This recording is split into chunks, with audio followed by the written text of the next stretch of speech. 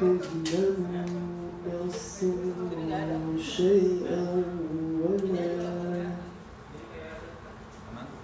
شيئا ولا تجزون إلا ما كنتم تعملون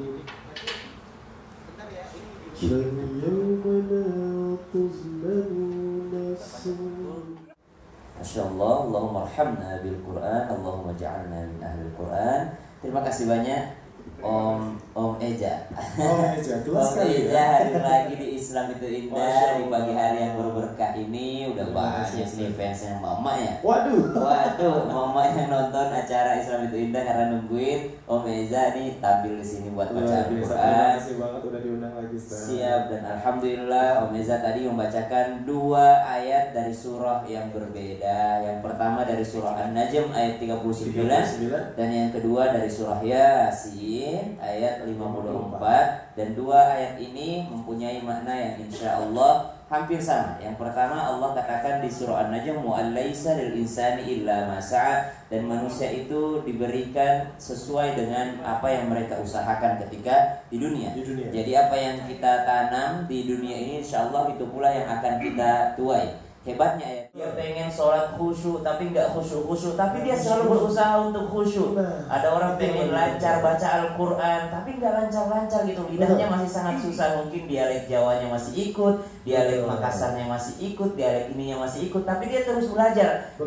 Iya, nanti mereka di akhirat melihat kok bisa pahalanya sebanyak ini, padahal saya nggak bagus-bagus amat ngajinya, padahal saya nggak khusyuk-khusyuk amat sholatnya, tapi Anda berusaha untuk selalu khusyuk. Maka Allah katakan wa alaysa lil insani illa ma sa'a, manusia diberikan sesuai dengan usahanya. Mereka telah berusaha semaksimal mungkin, Allah akan memberikan balasan daripada itu. Namun ada bahayanya juga yang untuk kita menjadi peringatan. Apa bahayanya? Setelah nanti menghadap kepada Allah Subhanahu wa taala, lalu kita mengatakan, ya Allah, saya tidak sanggup dulu sabar, saya tidak sanggup untuk ini, saya tidak sanggup untuk ini. Allah akan minta pertanggungjawaban kita.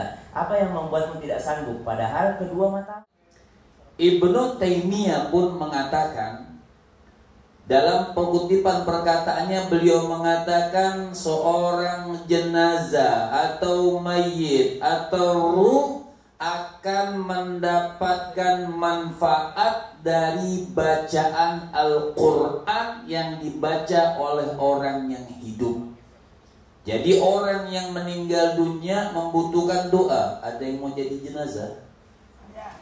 Contoh. Nanti saya dimarah. Ustaz nggak apa-apa. Jangan juga ya Allah. Nggak apa-apa. Contoh doa. Contoh. Kiblatnya kemana? Kiblatnya ke sana. Anggap aja ke TV aja, anggap aja kamera sebelah kanan misalnya. Iya, anggap pakai kamera. Iya. Sholat itu apa sih arti sholat? Ini sedikit praktek. Jam ini hanya praktek rekayasa nih, tapi doa. Sholat itu artinya doa. Jadi sholat jenazah itu doa.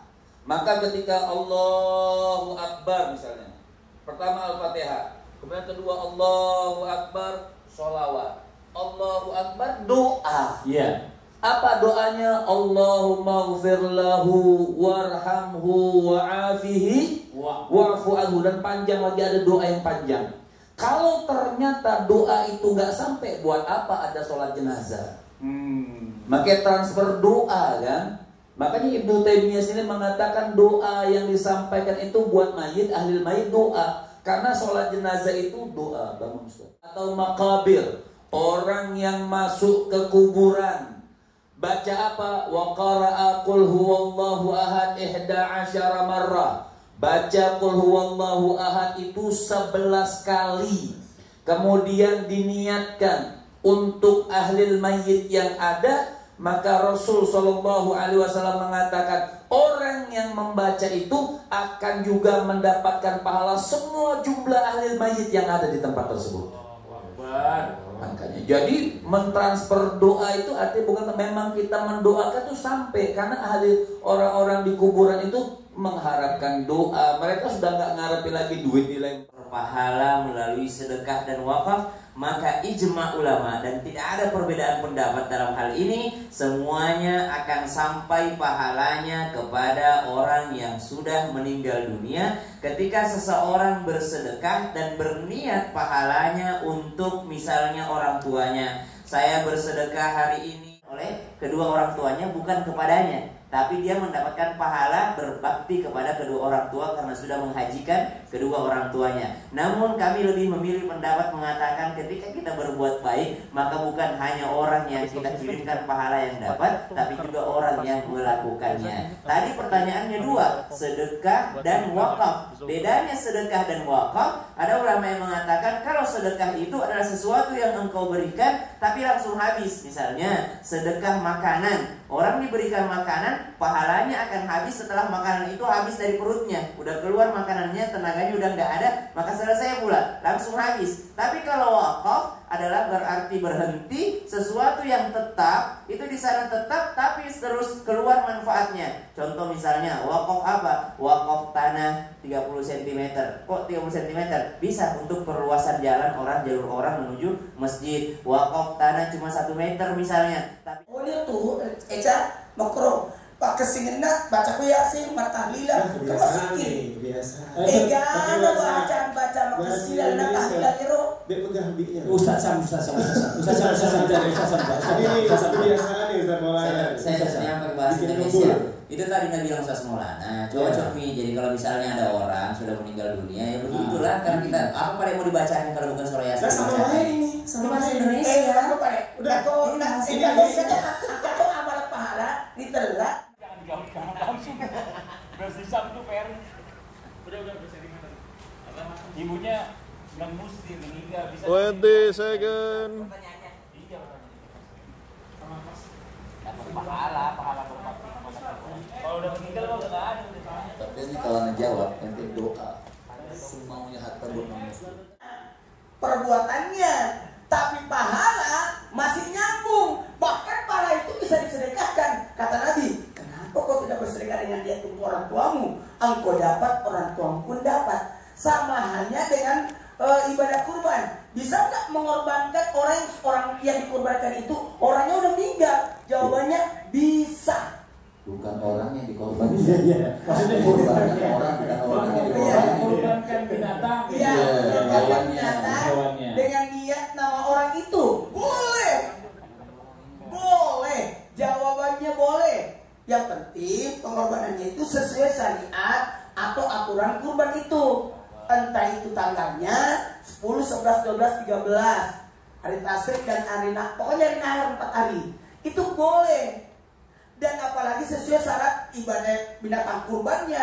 Dan ini diniatkan pada saat pemotongannya. Saya niatkan potong kurban untuk pahalanya sesuai namanya yang kita sebutkan.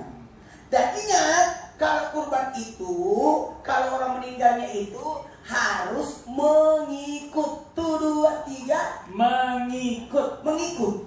Maksudnya apa? Jangan dia nomor 1, nomor 2, tapi harusnya dia nomor setelah orang-orang yang hidup.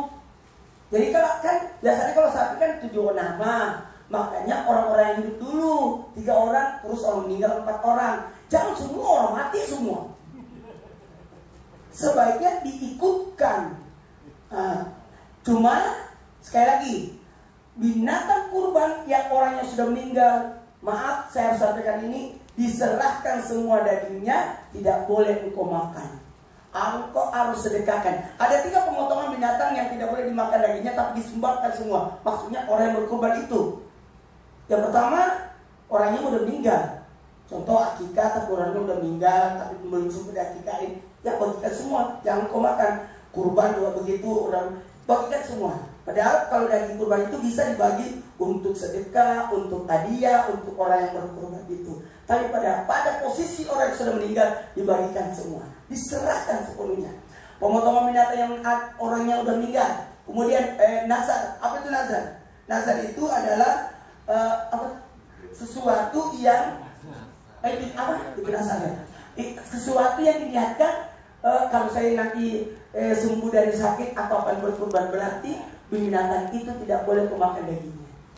Yang ketiga, apalagi adalah pemotongan karena bayar denda. Ada pelaksana ibadah, tapi Anda melakukan pelanggaran, maka harus didenda. Makanya binatang itu tidak boleh kemakan. Jadi intinya kalau kita berkorban buat orang tua kita yang sudah tidak ada, boleh. Boleh, tapi semua disedekahkan, nggak boleh kok. Aku minta kakinya yang nggak boleh. Kalau misalnya dia masih hidup kan dari 7 orang itu kan ada. Bisa, ada jatah orang itu. Iya, itu masya Allah. Jazakallah khairan katsiran, terima kasih banyak Ustaz. Sekarang kita lanjut lagi nih buat jamaah yang ada di rumah ya. Kalau kita ada berbagi kebahagiaan atau mungkin punya pengalaman yang lagi kita pengen kalau bisa ada ngumpul semuanya kayak wisuda gitu, enaknya kalau misalnya orang tua tuh lengkap semuanya ada hadir. Tapi yang berikut ini nih ada sebuah tayangan sosok anak yang melaksanakan wisuda di makam ayahnya. Ini tayangan. Berarti ada. Datang seorang sahabat dari Ansor dan sahabat ini bertanya kepada baginda Nabi besar Muhammad Sallallahu Alaihi Wasallam. Beliau bertanya, kira-kira amalan apa yang bisa aku lakukan untuk tetap sebagai bukti berbakti kepada kedua orang tua. Maka kala Rasul sallallahu alaihi wasallam khisalu arba'. Maka Nabi sallallahu alaihi wasallam beliau menjawab, ada, kata Nabi. Apa? 4 macam khisalu arba'. 4 macam kata Rasul sallallahu alaihi wasallam. Yang pertama apa? Yang kita misalnya orang tua kita meninggal, kedua orang tua kita atau siapa saja dari keluarga kita, pertama as-salatu alaihima. Maksud as-salatu alaihima ya salat, kemudian maksudnya adalah doa. Jadi doa buat kedua orang tua kita minimal kita tidak tinggalkan baca Rabbighfirli wa liwalidayya warhamhuma kama rabbayani. Nah itu jangan pernah kita tinggalkan doa. Siapa orang yang selalu membaca doa itu dari ayat Allah Subhanahu wa taala, insyaallah ayah dan ibunya selalu mendapatkan lindungan dan rahmat dari Allah Subhanahu wa taala. Jangan tinggalkan baca doa. Jadi as-salatu alaihima seperti tadi ditanyakan oleh Eza, keluarganya sebenarnya tidak usah harus berdebat karena memang tahlilan itu doa. Kebenaran ditanyakan oleh beliau, tahlil apa sih tahlil? Qala la ilaha illallah. Orang yang baca la ilaha illallah secara ikhlas dakhala jannah. Walaupun dikatakan tidak adalah zaman Nabi SAW, tapi inilah ijtihad ulama. Orang-orang yang soleh berkumpul di dalam tahlil itu. Apa dalam tahlil itu? Ada doa, ada sedekah, dan tidak dipaksakan bagi sahibul bait. Kalau sahibul bait tidak mampu, tidak usah. Itu kumpul-kumpul aja orang di musola, kumpul-kumpul baca doa buat itu karena memang pesan Nabi. Apa yang kita lakukan buat kedua orang tua kita? Doa. Nah doa ini kan banyak, mau sendiri, mau rame-rame, diiringi dengan sedekah tadi. Nah ini namanya doa. Jadi yang penting tidak saling menyalahkan.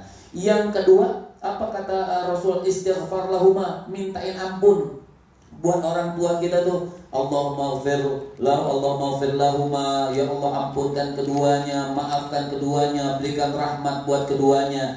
Dan yang ketiga, apa kata Rasul sallallahu alaihi wasallam? Wa infadhu ahdihima, ya, yaitu ada janji atau apa, wa infadhu ahdihima wa ikramu sadiqihima. Ayo tunaikan janji keduanya yang belum memang bisa ditunaikan sama orang tua kita, dan menghormati siapa? Oh, teman-teman kedua orang tua kita, itu kita hormati juga. Ini yang tiga yang diajarkan oleh baginda Nabi besar Muhammad sallallahu alaihi wasallam. Oke, kita cek di postingan yang ini. Ini pertanyaan yang mana nih Ustaz? Silakan. Oke, aku pilih aja Ustaz ya. Itu ada tuh. Ya, silakan. Oke. Dari @mairullah atau dari sini aja ya. Oke, ini dia. Oke, siap.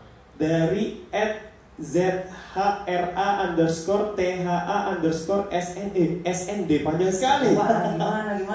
Oke, tanya dong Ustaz. Siap, insyaallah. Assalamualaikum Ustaz, mau tanya gimana cara menghadapi orang tua yang pilih kasih? Apakah saya harus pergi dari rumah saja? Ya Allah, kenapa harus pergi dari rumah?